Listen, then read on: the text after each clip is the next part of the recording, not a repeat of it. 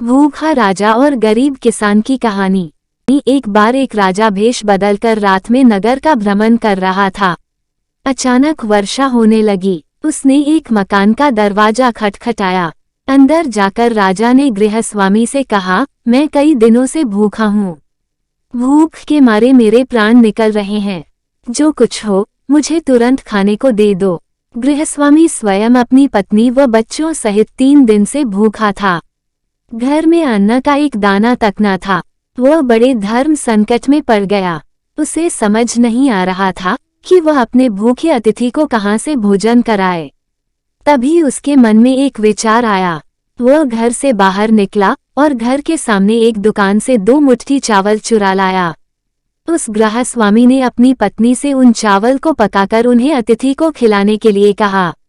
अगले दिन दुकानदार ने राजा से पड़ोसी की शिकायत की और कहा कि उसने दुकान से चावल चुराए हैं। राजा ने तत्काल उस व्यक्ति को बुलवाया और चावलों की चोरी के बारे में पूछा। उस व्यक्ति ने अपना अपराध स्वीकार करते हुए बीती रात की पूरी घटना सुना दी। हाथ जोड़कर कहा, महाराज, मेरा स्वयं का परिवार 3 दिन से भूखा था।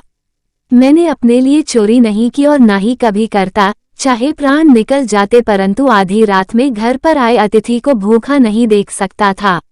राजा यह सुनकर बहुत दुखी हुआ। उसने बताया कि अतिथि वह स्वयं था। फिर उसने उस दुकानदार को बुलवाया और पूछा कि क्या उसने अपनी दुकान से पड़ोसी को रात में चावल चुराते हुए देखा था। दुकानदार के हाँ कहने पर राजा ने कहा, इस घटना के लिए प्रथम दोषी मैं स्वयं हूँ। दूसरा दोषी दुकानदार है, जिसने रात में पड़ोसी को चावल चुराते देख लिया, परंतु 3 दिन तक पड़ोसी को परिवार सहित भूखा रहते नहीं देखा। इसने अपना पड़ोस धर्म नहीं निभाया। राजा ने उस दुकानदार को जाने के लिए कहा और उस गृहस्वामी अतिथि निष्ठा भाव से प्रसन्न होकर 1000 सोने की असरफियां उसे इनाम में दी।